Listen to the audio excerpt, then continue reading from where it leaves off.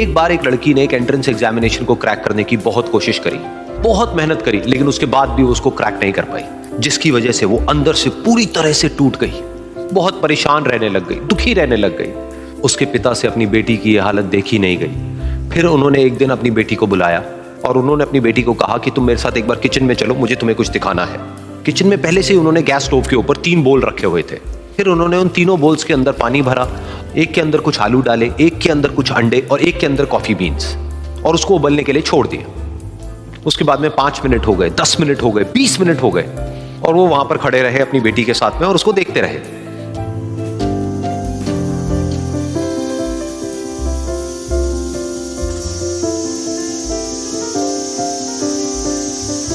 तो बेटी अंदर से थोड़ी सी इरिटेट होने लग गई, कहती है क्या कर रहे हो आप?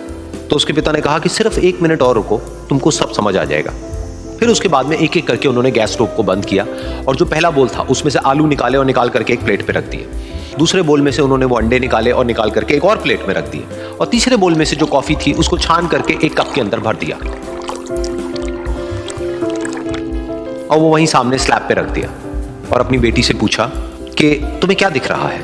तो उनकी बेटी को थोड़ा सा गुस्सा आ गया। उसने कहा कि इसमें देखना क्या है, एक में आलू है, एक में अंडे हैं और एक में कॉफी है। तो उसके पिता ने कहा कि एक बार इनको छू करके देखो, शायद तुम्हें कुछ समझ आए। तो उसने सबसे पहले आलूओं को छुआ, तो जब उसको छुआ और थोड़ा सा दबाया तो वो बिल्कुल सॉफ्ट हो चुके थे। तो उसके बाद में उसके पिता ने उन अंडों को तोड़ा तो वो हार्ड थे।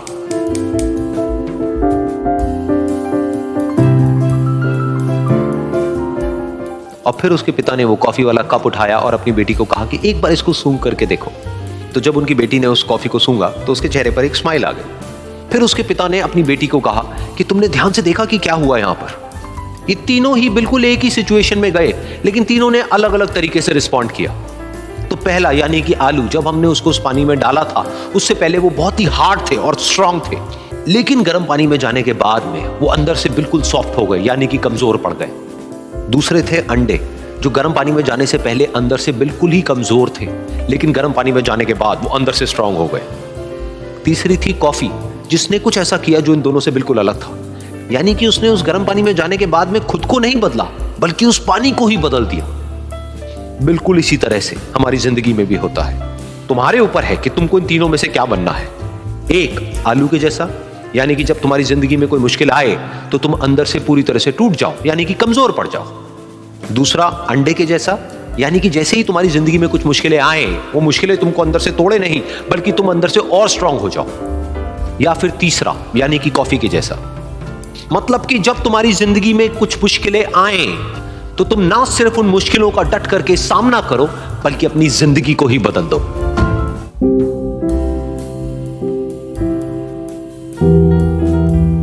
एक बार की बात है, एक छोटे से गांव में एक आदमी रहता था। उसके घर के पास में एक पहाड़ था, जहां पर वो रोज सुबह जाता। उस पहाड़ पर थोड़ी देर के लिए वो बैठता, फिर वापस आ जाता। तो रोज की तरह वो सुबह सुबह जा रहा था। पीछे से उसका छोटा सा बेटा आया, उसने आकर के उसका हाथ पकड़ लिया और कहा कि आज मैं भी आपके साथ चलूंगा। उसने पहले तो उसको थोड़ा सा समझाया और मना किया, कहा कि जो रास्ता है वो बहुत ही छोटा है और चढ़ाई बहुत ज्यादा है, तो तुम मेरे साथ नहीं चल पाओगे। लेकिन फिर जब उस बेटे ने जिद करी तो पिता मान गया। तो दोनों पहाड़ पर चढ़ने लगे। पिता ने बेटे का हाथ कस के पकड़ा हुआ था। लेफ्ट साइड में पहाड़ थे, राइट साइड में खाई थी और रास्ता बहुत ही छोटा था। और वो पहाड़ की चोटी तक पहुंचने ही वाले थे, तभी रास्ते में एक बड़ा सा पत्थर आया। क्योंकि पिता उस रास्ते पर रोज आता था तो उसको पता था कि वहां पे पत्थर है, तो वो साइड से निकल गया। लेकिन जो बेटा था उसका ध्यान कहीं और था, तो उसका घुटना जा करके उस बड़े से पत्थर पर टकरा गया। तो फिर उस बच्चे के मुंह से एक चीख निकली, और जैसे ही वो चीखा, उसकी आवाज उन पहाड़ों में गूंजने लगी।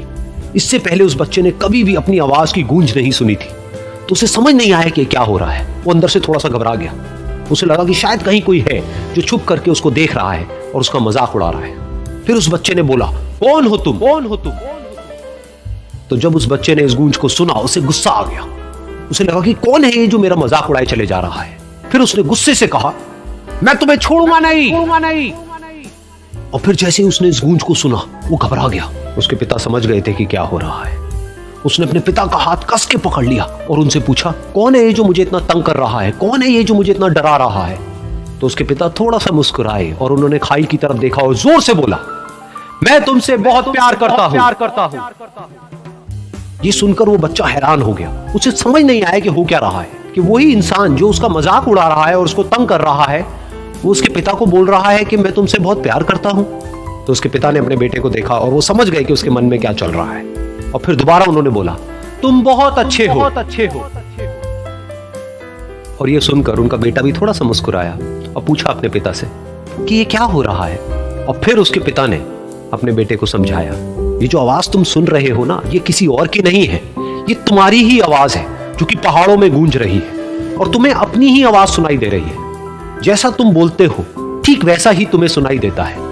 अगर तुम गुस्से से कुछ कहोगे तो पलट करके जो आवाज आएगी उसमें भी गुस्सा होगा, लेकिन अगर तुम कुछ अच्छा कहोगे तो वो आवाज भी अच्छी होगी। बिल्कुल इसी तरह से हमारी जिंदगी में भी होता है। जैसा तुम अपने मन में इस जिंदगी के बारे में सोचते हो, ये जिंदगी तुम्हारे लिए बिल्कुल वैसी ही हो जाती है। अगर तुम मन ही मन अपने आप को ये बोलते रहोगे कि मेरी जिंदगी तो बहुत ही बुरी है, तो तुम्हारी जिंदगी सच में बुरी हो जाएगी। और अगर तुम अपनी जिंदगी से प्यार करोगे तो तुम्हारी जिंदगी भी तुमसे प्यार करेगी। ये बात उस बच्चे के दिमाग में घर कर गई, और फिर वो दोनों उस पहाड़ की चोटी पर गए, लेकिन बच्चे के दिमाग में यही बात घूम रही थी। और फिर वो बच्चा खिलखिला के हंसा और उसने अपने दोनों हाथ खोले और अपनी पूरी ताकत से बोला, मैं तुमसे बहुत प्यार करता हूं। आग और पानी का खेल। किसी ज़माने में एक बादशाह था जो बड़ा ही नेक और खुदा तरस था। इसकी नेकी की शोहरत दूर दूर तक थी। एक दिन इसके दारुल हुकूमत में एक फ़कीर आया। उसने बादशाह की नेक मिजाजी और खुदा तरसी का हाल सुना तो हैरत में पड़ गया। उसकी समझ में ये बात आती ही नहीं थी कि हुकूमत का निज़ाम और खुदा तरसी एक जगह कैसे जमा हो सकते हैं। हुकूमत तो दुनियादारी का बड़ा मशगला है। यही देखने के लिए वो दूर दराज से पैदल सफ़र कर कर आया था।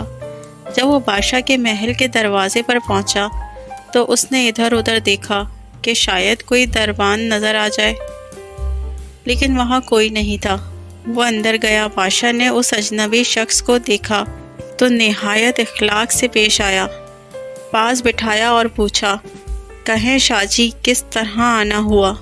मैंने सुना था कि आपकी हुकूमत में आग और पानी इकट्ठे हो गए हैं, बस यही देखने के लिए चला आया था।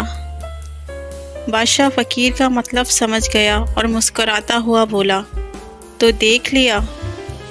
हाँ, देख लिया, फ़कीर ने बेजारी से जवाब दिया और जाने के लिए उठने लगा। ठहरिए शाहजी, बादशाह तेज़ी से बोला, अभी आपने नहीं देखा है, ठहरे मैं दिखाता हूँ। ये कहकर बादशाह ने सारे शहर में ऐलान कराया कि आज बाज़ार खूब सजाया जाए। हमारा एक मेहमान आज बाज़ार की सैर करने निकलेगा। बादशाह के हुक्म की देर थी कि बस आनन फानन बाज़ार सज कर दुल्हन बन गया। अब बादशाह ने फ़कीर के हाथ में पानी से भरा एक प्याला पकड़ा दिया और जल्लाद से कहा, जाओ उन्हें पूरे शहर की सैर करा दो, और जहाँ कहीं प्याले से एक कतरा भी पानी ज़मीन पर टपके उन्हें फ़ौरन वहीं कत्ल कर देना। जब फ़कीर को पूरे शहर की सैर कराने के बाद बादशाह के सामने पेश किया गया तो वो पसीने में डूबा हुआ था। बादशाह ने उसे देखते ही मुस्कुराकर पूछा, कहें शाहजी, आज बाज़ार कितना खूबसूरत सजाया गया था। बताएं तो सही, आपने क्या क्या देखा और आपको क्या क्या पसंद आया? फ़कीर ने फ़ौरन कहा, अरे जालिम, तूने मुझे इस लायक रखा ही कब था जो मैं शहर देखता। मैं तो बस इतना ही जानता हूँ कि सर पर नंगी तलवार थी और आंखें प्याले के पानी पर जमी थी।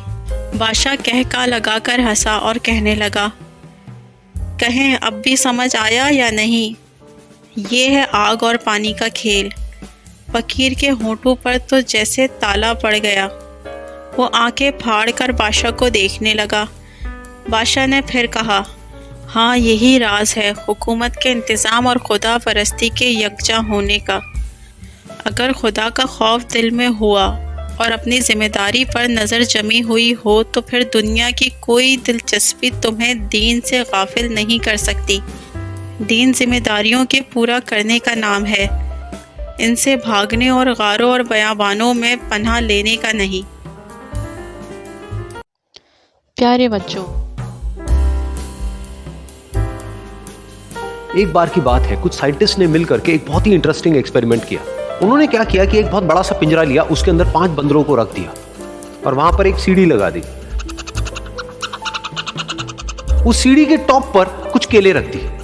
फिर उन साइंटिस्ट ने क्या किया कि जैसे ही कोई भी बंदर उस सीढ़ी पर चढ़ता केलों तक पहुंचने के लिए, तो ऊपर से ठंडे पानी की बारिश करने लग जाता।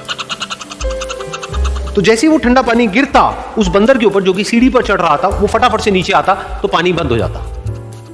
फिर दोबारा से कोई और बंदर उस सीढ़ी पर चढ़ता उन केलों तक पहुंचने के लिए, दोबारा से यही होता। दोबारा से ऊपर से ठंडे पानी की बारिश होती, वो बंदर जैसे ही नीचे आता दोबारा से बारिश बंद हो जाती। तो बंदरों ने इसका मतलब ये निकाला कि जैसे ही कोई भी सीढ़ी पर चढ़ता है तो ऊपर से ठंडा पानी गिरता है। फिर उसके बाद में जैसे ही कोई भी बंदर उस सीढ़ी पर चढ़ने की कोशिश भी करता तो बाकी के बंदर सब इकट्ठे होकर के उसको पकड़ते, उसको मारते, उसको पीटते और उसको नीचे गिरा देते। फिर दोबारा कोई कोशिश करता, दोबारा उसके साथ भी ऐसा ही होता। फिर उन साइंटिस्ट ने क्या किया कि उन 5 बंदरों में से एक बंदर को उस पिंजरे में से निकाला और उसकी जगह एक नए बंदर को उस पिंजरे के अंदर डाल दिया। अब उस बंदर को नहीं पता था कि यहां पर क्या खेल चल रहा है। उसको जैसे ही सीढ़ी के ऊपर वो केले नजर आए, वो फटाफट से उस सीढ़ी के ऊपर चढ़ने लगा। अब की बार साइंटिस्ट ने कोई बारिश नहीं करी, लेकिन फिर भी जो बाकी के बंदर थे उन्होंने इसको पकड़ा, सीढ़ी से नीचे उतारा और मारते पीटने लग गए। इस बंदर को समझ नहीं आया कि मेरे को क्यों मारा जा रहा है, तो उसने दोबारा कोशिश करी। जैसे उसने दोबारा कोशिश करी, दोबारा से उन 4 बंदरों ने वही किया। तो अब इस नए बंदर के दिमाग में क्या बैठ गया कि सीढ़ी पर चढ़ना मना है, अगर सीढ़ी पर चढ़ते हैं तो मार पड़ती है। वो सीढ़ी पर चढ़ना क्यों मना है और क्यों मार पड़ती है वो उसको नहीं पता था, बट उसके दिमाग में ये बैठ गया कि इस सीढ़ी पर नहीं चढ़ना है, ना किसी को चढ़ने देना है। फिर दोबारा से उन साइंटिस्ट ने क्या किया कि जो पुराने 4 बंदर थे उसमें से एक बंदर को निकाला और एक नए बंदर को उसकी जगह पर डाल दिया। अब इस नए बंदर ने भी वही किया जो इससे पहले वाले ने किया था, यानी कि वो भागता हुआ गया, उस सीढ़ी के ऊपर चढ़ने की कोशिश करी, उन केलों तक पहुंचने की कोशिश करी। बाकी 4 इकट्ठे हो गए और उन्होंने उसको मारा पीटा, सीढ़ी से नीचे गिरा दिया। उसको कुछ समझ नहीं आया, उसने दोबारा कोशिश करी, दोबारा उसके साथ यही हुआ। और अब इस बंदर के दिमाग में भी यही बैठ गया कि सीढ़ी पर चढ़ना मना है और सीढ़ी पर चढ़ने से मार पड़ती है। फिर साइंटिस्ट ने एक एक करके जो पुराने 3 बंदर बचे हुए थे उसमें से भी एक एक करके उन बंदरों को निकाला और उनकी जगह पर 3 नए बंदर आ गए। अब ये 5 बंदर नए थे और किसी को भी ये नहीं पता था कि उस सीढ़ी पर चढ़ना मना क्यों है, लेकिन उन सबके दिमाग में बैठा हुआ था कि सीढ़ी पर चढ़ने से मार पड़ती है। तो कोई भी कोशिश नहीं कर रहा था, जबकि अब कोई ठंडे पानी की बारिश भी नहीं हो रही थी। वो चाहते तो आराम से उस सीढ़ी पर चढ़ते, केले तोड़ते और आपस में बांट करके खा लेते। बिल्कुल ऐसा ही हम लोगों के साथ भी होता है, यानी कि इंसानों के साथ भी होता है। हजारों साल पहले कोई प्रथा बनी होती है, कोई रीति रिवाज होता है जिसके पीछे कोई ना कोई वजह होती है, लेकिन वो वजह खत्म होने के बाद भी वो प्रथा चलती रहती है, वो रीति रिवाज चलते ही रहते हैं। किसी में इतनी हिम्मत नहीं होती है ये पूछने की कि हम क्या कर रहे हैं, क्यों कर रहे हैं, बस सबको ये पता होता है कि ऐसा ही होता है।